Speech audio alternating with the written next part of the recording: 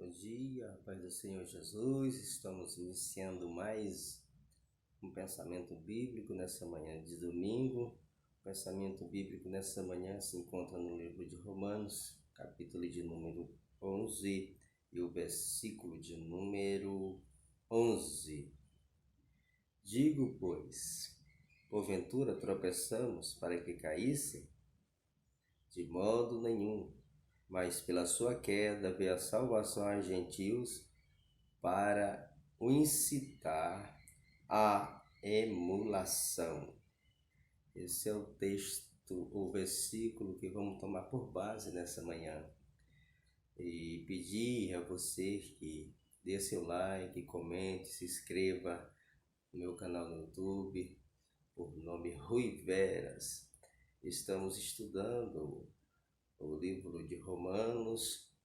No capítulo 9, nós falamos sobre o passado de Israel e aprendemos. No capítulo 10, nós falamos sobre o presente de Israel e também aprendemos. E agora no capítulo de número 11, nós vamos estar falando sobre o futuro de Israel. Vai lá, se inscreva, comente, dê sua sugestão e seja edificado pela palavra de Deus. Além do mais, nos ajude a estar divulgando o reino de Deus aqui na terra. Uma palavra sempre simples, objetiva, mas que tem por base edificar a sua vida e divulgar o reino de Deus aqui na terra. Pois bem, Israel no plano futuro. Para entendermos de uma maneira plena a nação de Israel, a gente tem que ver, primeiro ponto de vista, quem é de Israel, todos estão dentro dessa promessa, dessa escolha dada por Deus, a escolher a nação de Israel. A Israel que mora em Israel, que não são de Israel, não são da promessa. O israelita é que nasceu, é que mora em Israel e que é de outra nacionalidade.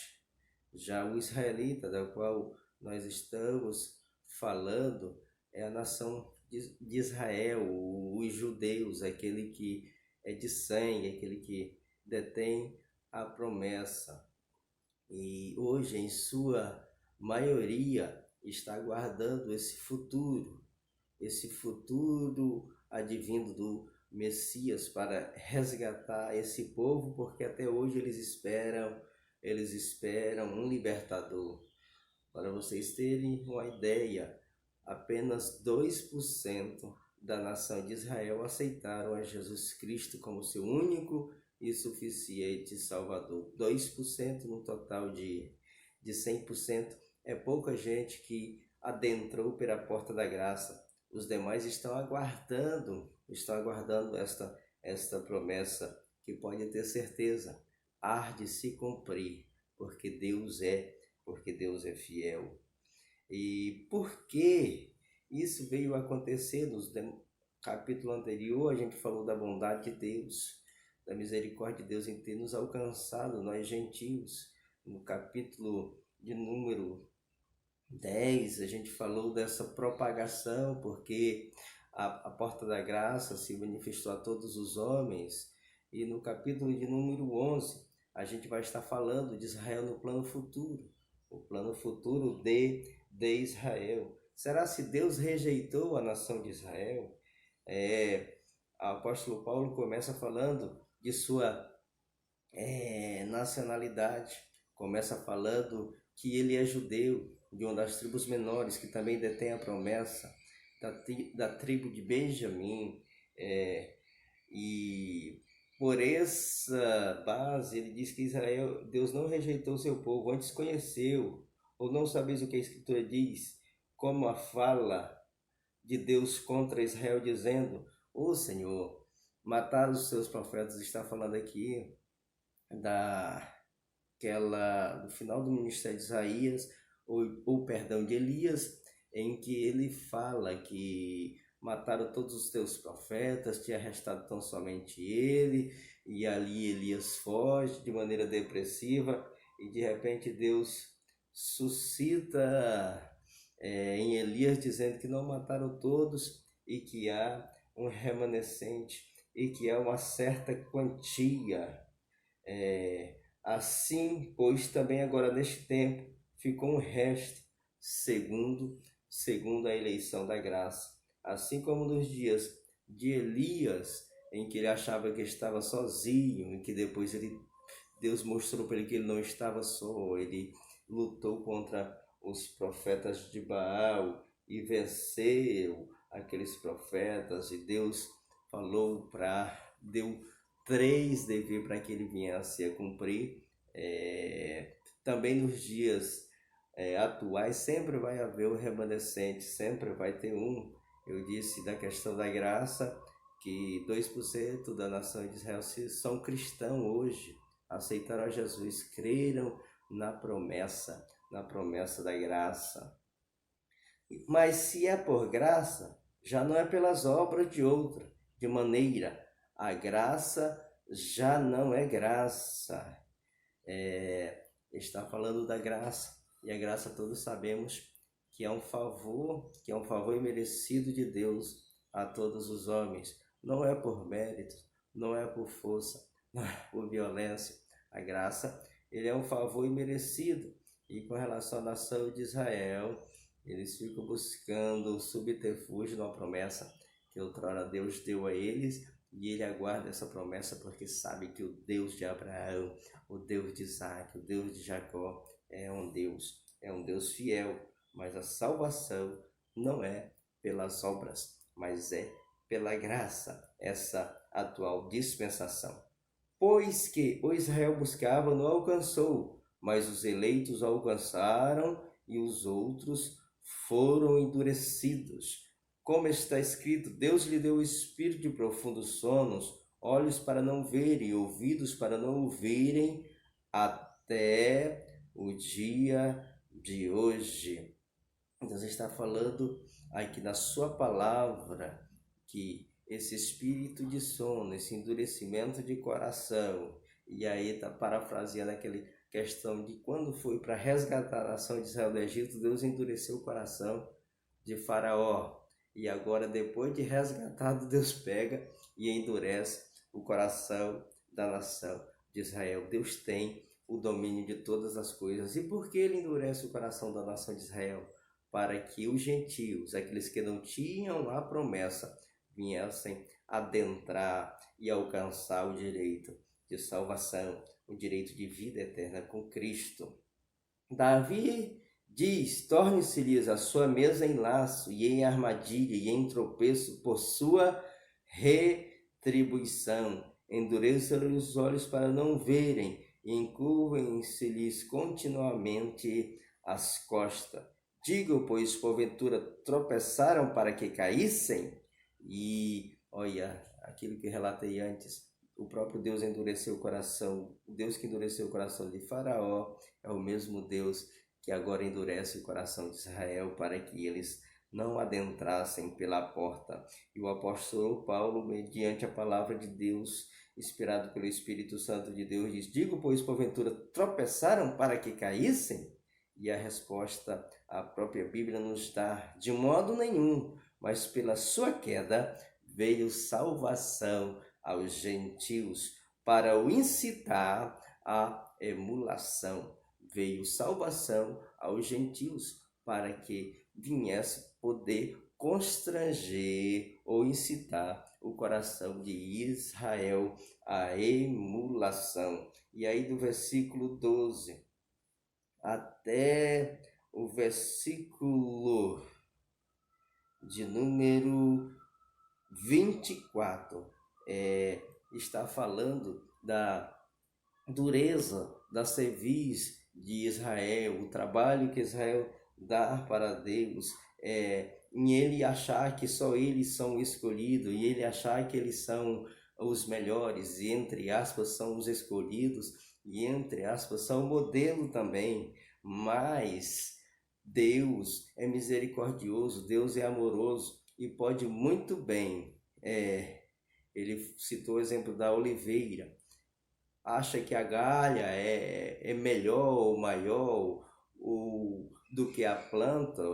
Não, de maneira nenhuma. A raiz, a planta, ela é bem maior. E Deus, como cabeça, como raiz, ele tem poder dessa oliveira quebrar alguns galhos e enxertar outros para que eles viessem a dar frutos. Deus já está falando aí desse enxerto com relação aos gentios, que não são filhos de Deus por escolha, mas são filhos de Deus por adoção, ou não são, eles foram enxertados na videira verdadeira. A igreja de Deus, ela foi enxertada, ela é como se fosse filhos adotados, adotivos de Deus aqui na terra, como se fossem filhos adotados, filhos por adoção. Assim Deus fez com relação a Israel, deixando Israel para um segundo plano e nos enxertando na videira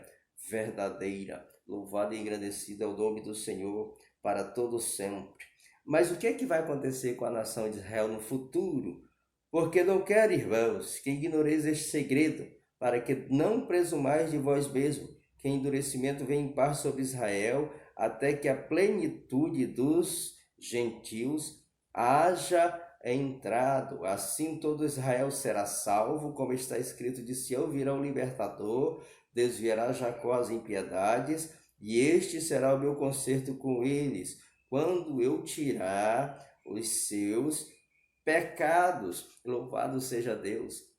Aqui há um texto escatológico, como todo este capítulo de número 11, fala de uma escatologia, dando sombra do passado, base no presente, escatologia no futuro.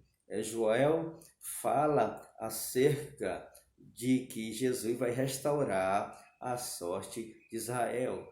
E Joel é um dos profetas menores, se não me engano, no capítulo de número 3, e o versículo de número 13, salvo engano, ele fala de uma mensagem linda que eu já ouvi pregar: multidões no vale da decisão, porque o dia do Senhor está no vale da decisão.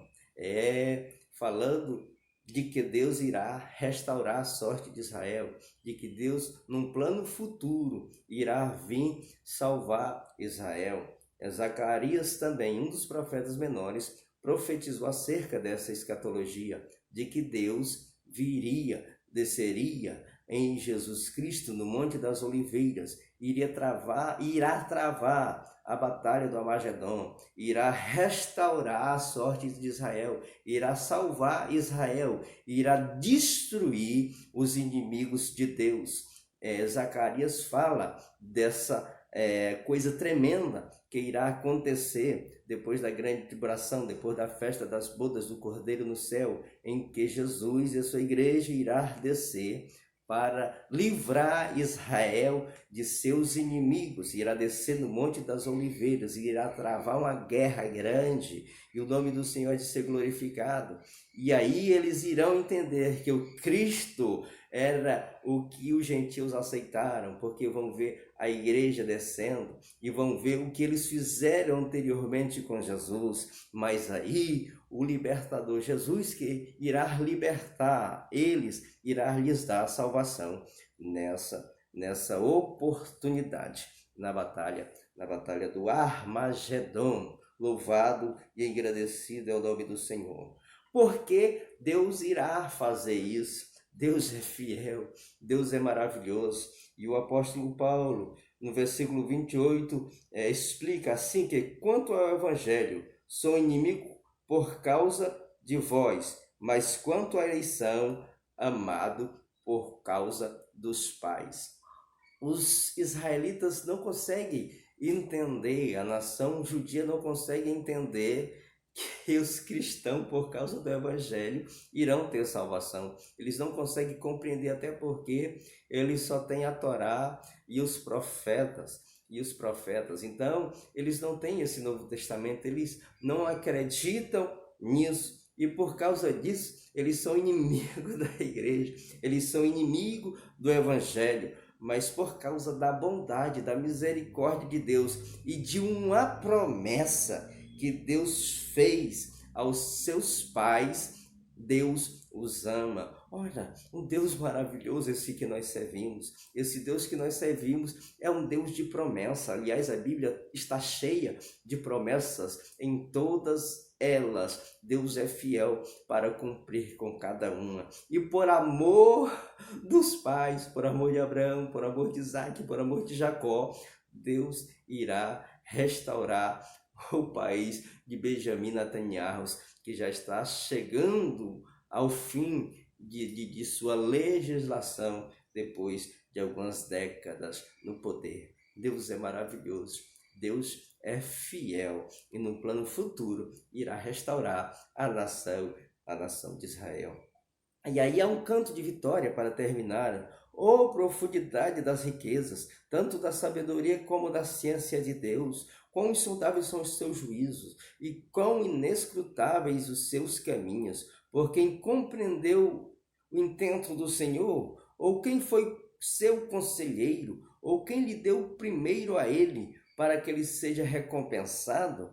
Porque dele, por ele e para ele são todas as coisas. Glória, pois, a ele eternamente. Amém. Que esta palavra possa falar melhor ao meu e ao teu coração.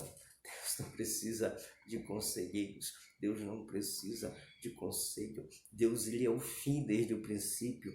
Ele é o alfa, ele é o ômega, ele é onisciente, ele é onipotente, ele é onipresente. Então, a tua história está escrita no livro de Deus. A história de Israel está escrita no livro de Deus. E como salvação é uma escolha soberana, é uma promessa dada por Deus. Se você tem promessa de salvação, se alguém lhe falou para você em algum momento que você tinha um desígnio de Deus na sua vida, que você queira ou não, este desígnio há de se cumprir e o nome do Senhor há de ser glorificado, porque Deus, ele é fiel e é poderoso para cumprir com todas as suas promessas, que você queira ou não, ele há de cumprir. Que Deus em Cristo nos abençoe e que